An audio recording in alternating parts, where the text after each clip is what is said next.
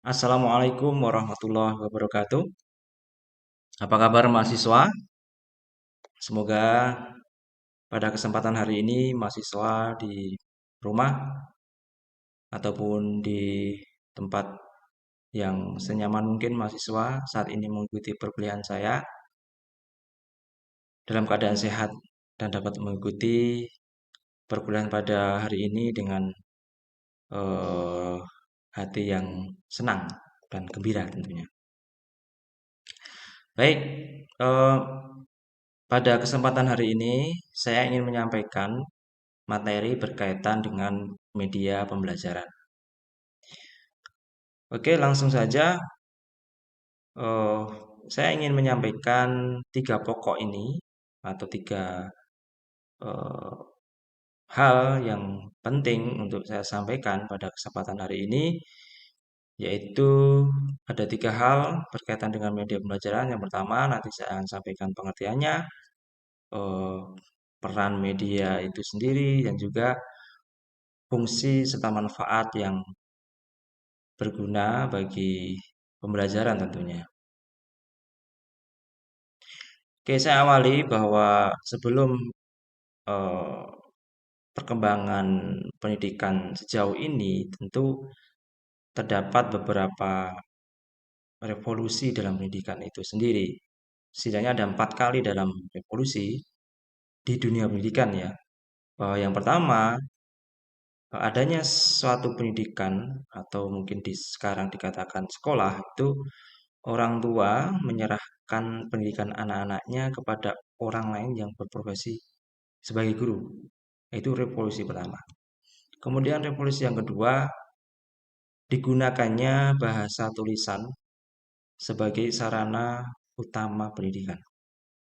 Kemudian yang ketiga, tersedianya media cetak yang merupakan hasil ditemukannya mesin dan teknik percetakan. Nah, ini mulai ilmu pengetahuan itu mulai disebarkan dan orang dimanapun bisa belajar, tidak harus dia di sekolah. Dan ilmu itu tidak eh, sekedar dihafalkan ya, tapi juga lebih dari itu dengan adanya eh, media cetak ini. Dan ilmu tidak hanya dimiliki oleh kalangan elit waktu itu yang mengenyam pendidikan, tapi juga diperoleh oleh berbagai kalangan, asalkan dia mau mempelajari materi yang ingin dia kuasai melalui bentuk-bentuk percetakan ya, seperti buku, bahan ajar dan sebagainya. Lalu revolusi yang keempat adalah meluasnya penggunaan media komunikasi elektronik. Nah, ini revolusi yang menurut kita sekarang sekolah atau mencari ilmu atau ingin mempunyai keahlian apapun itu tidak perlu, tidak harus di jenjang formal ya, itu bisa dicari dimanapun. Bahkan sekarang orang bisa membuat pesawat hanya cukup belajar dari YouTube. Itu merupakan revolusi dalam pendidikan yang guru dalam hal ini harus merespon itu dengan memiliki kemampuan mengembangkan sebuah media pembelajaran. Nah, lalu apa media atau media pembelajaran itu? Nah, media atau medium berarti kan eh, hanya pengantar ya atau hanya penghantar, hanya fasilitator atau memfasilitasi perantara antara pesan dari komunikator atau orang yang menyampaikan pesan kepada komunikan atau yang menerima. Nah, kalau dalam hal ini media pembelajaran adalah segala sesuatu yang dapat digunakan untuk menyalurkan pesan, merangsang pikiran, perasaan, perhatian, dan kemauan siswa sehingga dapat mendorong proses belajar. Nah, poinnya ada di sini, ada menyalurkan pesan dan mendorong proses belajar. Nah, mungkin teman-teman akan sedikit rancu ya mengartikan, ada yang mengartikan sumber belajar, ada media, ada alat peraga, ada bahan ajar. Nah, ini saya sampaikan apa sih perbedaannya bahwa sumber belajar, media, bahan ajar, alat peraga, media itu beda. beda tapi ada hubungannya, gitu ya.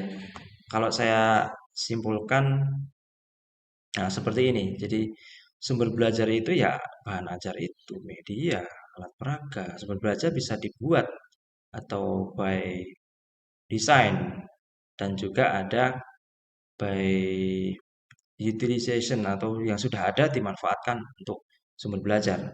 Bisa wujudnya bisa bahan ajar, bisa alat peraga maupun media. Lalu apa sih peranan media pembelajaran? Nah, ini menurut saya penting sekali ya. Karena dengan adanya media itu teman-teman itu mengatasi batas-batas ruang kelas. Misal teman-teman mau mengajarkan ke siswa tentang apa ya, anatomi tubuh misalnya, itu kan tidak mungkin seperti dokter ya, dia praktek langsung dengan mayat misalnya gitu, atau belajar tentang kebun binatang misalnya, kan nggak harus siswa diajak ke kebun binatang, tapi kita bisa menghadirkan dengan melalui media, kita buat video pembelajarannya atau kita buat diorama dan sebagainya. Nanti saya akan jelaskan jenis-jenis media ya. Lalu tentu dengan adanya media ini dapat mengatasi perbedaan pengalaman dari siswa, kemudian menanamkan konsep dasar dengan benar dan konkret, ya. Lalu membangkitkan keinginan dan minat baru, kemudian keseragaman pengamatan, dan yang terakhir membangkitkan motivasi dan merangsang belajar. Nah ini beberapa hal peranan media ya, karena dengan ada media ini, menurut banyak penelitian, itu kalau tepat penggunaannya, maka siswa akan motivasinya akan meningkat ya.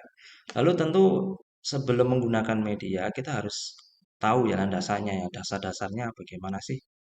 Kita harus memperhatikan banyak hal, salah satunya tentang psikologisnya ya, perkembangan psikologisnya.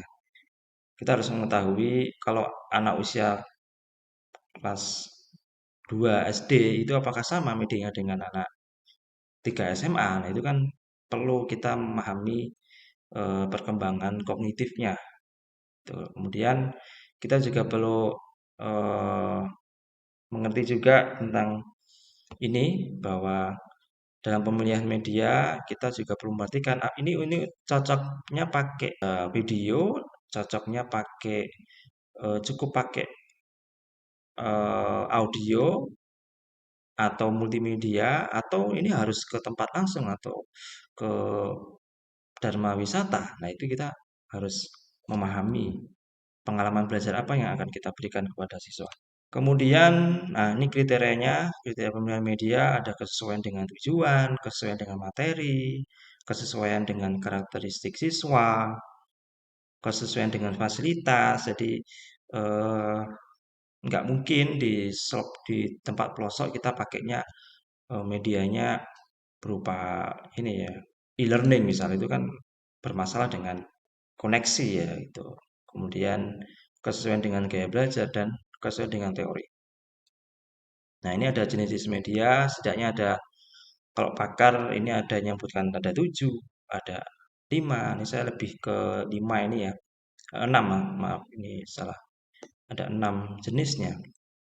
Kalau media cetak itu berupa gambar, berupa diagram, poster, grafik, ya, karikatur.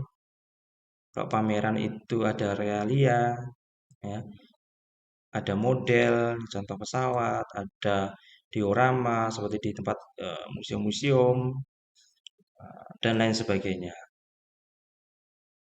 Nah,